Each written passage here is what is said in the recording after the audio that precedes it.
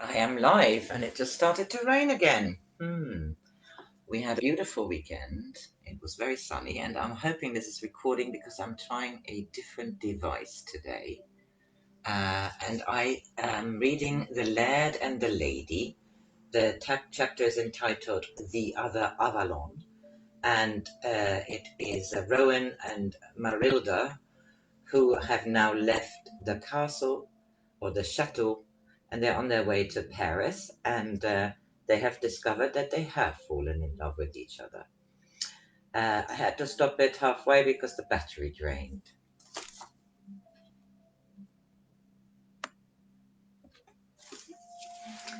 So I continue. I heard at the right spot. Madame la Patronne was so touched when she saw him hurrying up the outside stair, which led to their room, that she made a mental note to reduce the bill.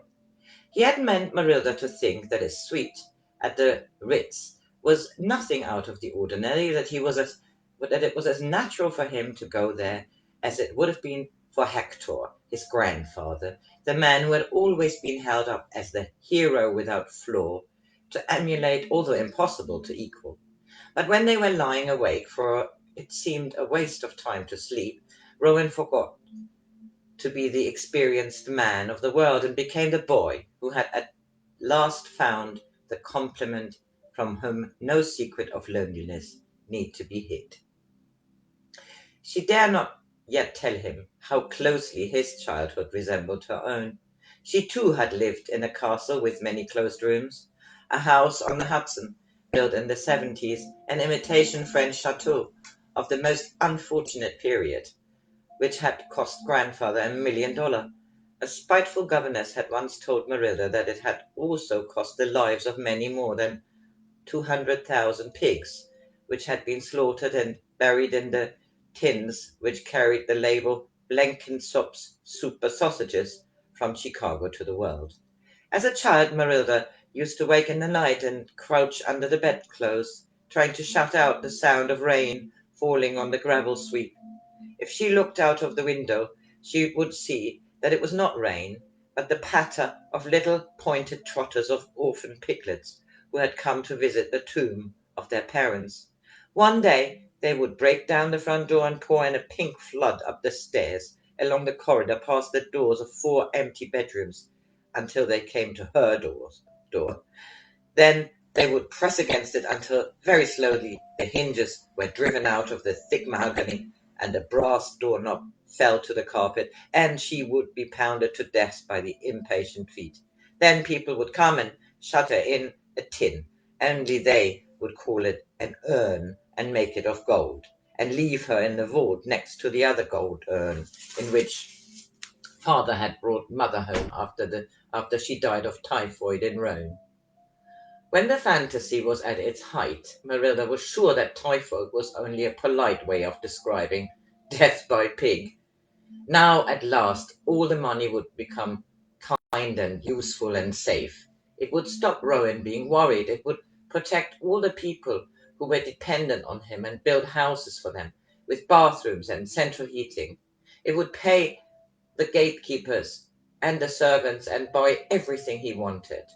Rowan had casually mentioned that Cloud was over 100,000 acres. She was rather vague as to what an acre meant, but it would certainly need a lot of gardeners to mow the lawns and clip the shrubs, or whatever gardeners did in Scotland. Perhaps this would be the right moment to tell him that they could start making plans. So you see, darling, said Rowan, it is an enormous compliment to you that I've suddenly stopped being afraid of extravagance. Instead of being ashamed that I've never stayed at a really slap-up hotel, and I damn nearly tried to bluff you that I knew the Ritz, instead of only having been in there for a drink with Duncan. It is a new adventure for us to share. We shall walk in and be very grand and pretend we are not in the least impressed by the hangers-on. And we'll have champagne sent up to our suite, and I shall complain that they ought to have put flowers to welcome you. He warmed to his theme. Even if there are flowers, I shall say they are not good enough for you. I shall demand roses, a plethora of roses. Or would you prefer something else? He went on without giving her time to reply. I shall wire Duncan and tell him to come to Paris at once. He can be my best man." "Does he always do what you tell him?" "Of course," said Rowan. "He is a cadre." Marylda smiled and was glad it was too dark for him to see. Darling Rowan, excited as a child with the idea of staying at the Ritz, and yet who took it for granted that people who happened to be called cadre were automatically obedient to him. "It was an enormous relief when you told me about your aunt," said Rowan, "and the kind of life you had in the cottage in Maine. How awful it would have been if you were rich, if the Ritz was obvious instead of being new for both of us. There's nothing worse than giving a present to someone you love, which you think is going to mean a lot, and then finding out they don't want it. I once saved up for 11 months to buy Duncan a pocket knife, and then I found he had bought a far better one for himself the day before, with 3 blades and a corkscrew and a thing for taking stones out of horses' hooves. I felt as though he had deliberately cheated me. It was nearly 2 years before I really liked him again. That he had said something which to Marylda was horrific he remained contentedly unaware. She knew only too well how much the pocket knife had meant. Hadn't she given a dressing case with gold fittings to a friend to whom she had been a bridesmaid, and overheard her say, "Of course it doesn't mean anything from Marylda. She's so disgustingly rich." Rowan yawned and gathered her more closely into his arms. "We'd better get some sleep," he said.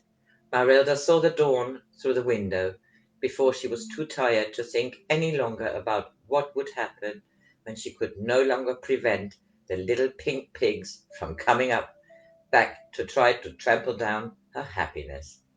That was chapter 12, and chapter 13 is entitled Wedding Breakfast. Have a good Monday.